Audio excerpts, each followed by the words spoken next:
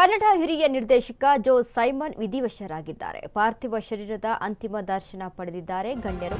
ಸಾಧು ಕೋಕಿಲ, ಚಿನ್ನೇಗೌಡರು, ಸುಂದರ್ ರಾಜ್, ದೊಡ್ಡಣ್ಣ ಸೇರಿ ಹಲವು ಗಣ್ಯರಿಂದ ಅಂತಿಮ ನಮನವನ್ನ ಸಲ್ಲಿಸಲಾಯಿತು.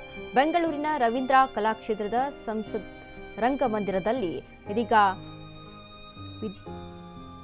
ಪಾರ್ಥಿವ ಶರೀರದ ಮುಂದೆ ಕುಟುಂಬಸ್ಥರ ಗೋಳಾಟ ಹೆಚ್ಚಾಗಿದ್ದು, ಕ್ರಿಶ್ಚಿಯನ್ ಶೈಲಿಯಲ್ಲಿ ಇದೀಗ ಅಂತಿಮ ಸಂಸ್ಕಾರವನ್ನ ಮಾಡಲಾಗ್ತಾ ಇದೆ.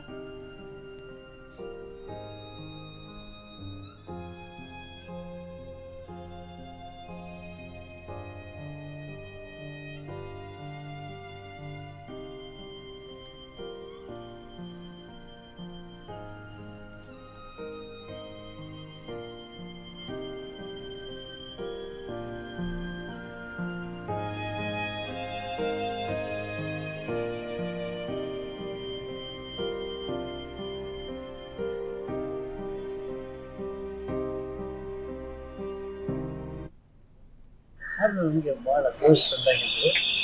ಅವರಿಂದಲೇ ನಮ್ಮ ವಿಷ್ಣುವರ್ಧನ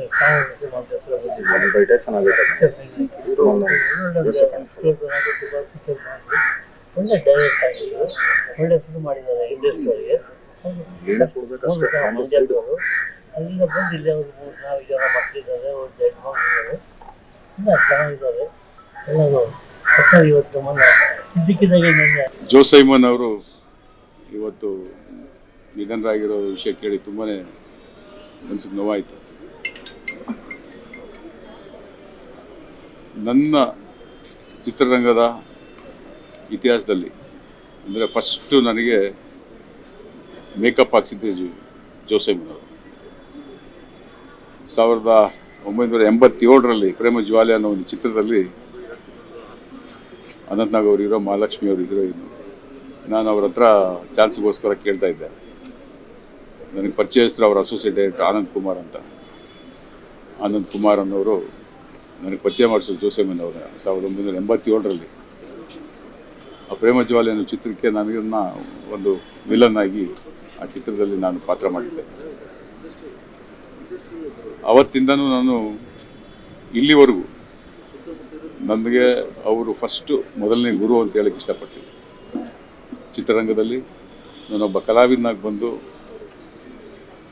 ಮತ್ತೆ ಒಬ್ಬ ನಿರ್ಮಾಪಕನಾಗಿ ನಾನು ಮತ್ತೆ ಇದು ಬರೀ ನೋವಲ್ಲ, ಒಂಥರ ಈ ದಿಗ್ಭ್ರಮೆ ಅಂತಾರಲ್ಲ ಆ ಥರ. ಅಷ್ಟು ಆರೋಗ್ಯವಾಗಿದ್ದಂಥ ಒಬ್ಬ ಮನುಷ್ಯ ಸಡನ್ನಾಗಿ ಈ ಥರ ಆಗಿದ್ದಾರೆ. ಮತ್ತು ತುಂಬ ಒಳ್ಳೊಳ್ಳೆ ಸಿನಿಮಾಗಳನ್ನ ನಿರ್ದೇಶನ ಮಾಡಿದ್ದಾರೆ. ಅವರು ಒಂದು ಮಾತು ಹೇಳಿದರು, ಕೊನೆಯ ಉಸಿರು ಇರೋವರೆಗೂ ಪೆನ್ನು ಪೇಪರು. ಅವ್ರಿಗೆ ಒಂದು ಸಾರಿ ಈ ಸೀನು ಅಂತ ಹೇಳಿದ್ರೆ ಸಾಕು, ಅಂತ ಅಲ್ಲೇ ಪೆನ್ ತೊಗೊಂಡು ಪಟ ಪಟ ಪಟ ಪಟ ಬರೆಯೋರು. ಇಷ್ಟಕ್ಕೂ ನಾನು ತಿಮ್ಮರಾಯ ಅನ್ನೋ ಒಂದು ಸಿನಿಮಾ ಹೀರೋ ಮಾಡಿದ್ದೆ. ಆ ಸಿನಿಮಾ ಕತೆ ಬರೆದವರೇ ಜೋ ಸೈಮನ್ ಸರ್. ಡೈಲಾಗು ಅವರು ಒಂದು ಪಾತ್ರ ಮಾಡಿದರು ಅದರಲ್ಲಿ.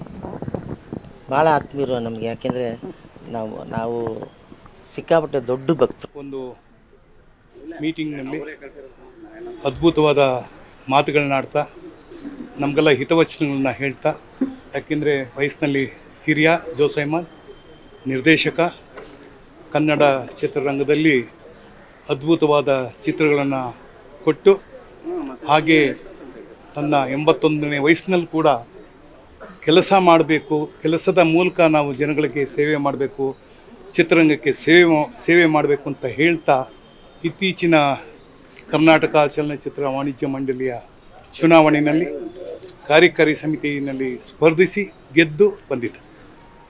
ಒಂದು 15 ದಿವಸದ ಹಿಂದೆ ಚೇಂಬರ್ನ ಒಂದು ಎಲೆಕ್ಷನ್ಸಲ್ಲಿ ನಾನು ಅವ್ರನ್ನ ಭೇಟಿ ಮಾಡಲಾಗಿ, ಏನು ಮಾಡ್ತಾ ಇದೀಯ ರವಿ, ಅವ್ರು ಕರೀತಾ ಇದ್ದಿದ್ದು ತುಂಬ ಚೆನ್ನಾಗಿತ್ತು, ಏನಪ್ಪಾ ರವಿ ಅಂತ ಇದ್ರು. ಅದು ಇವತ್ತು ಕಿವಿನಲ್ಲಿ ಗುಗ್ಗುಡ್ತಾ ಇದೆ.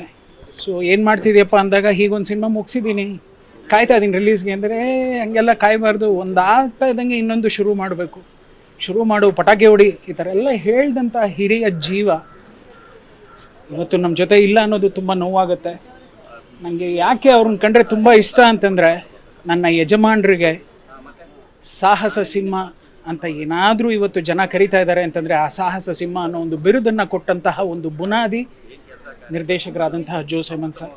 ಇವತ್ತು ಅವ್ರು ನನ್ನ ಜೊತೆ ಇಲ್ಲ, ನಮ್ಮ ಜೊತೆ ಇಲ್ಲ. ಅವರ ಆತ್ಮಕ್ಕೆ ಶಾಂತಿ ಸಿಗಲಿ. ಅವರ ಕುಟುಂಬಕ್ಕೆ ಒಂದು ಧೈರ್ಯವನ್ನು ದೇವ್ರು ಕೊಡಲಿ ಅಂತ ಹೇಳ್ತೀನಿ.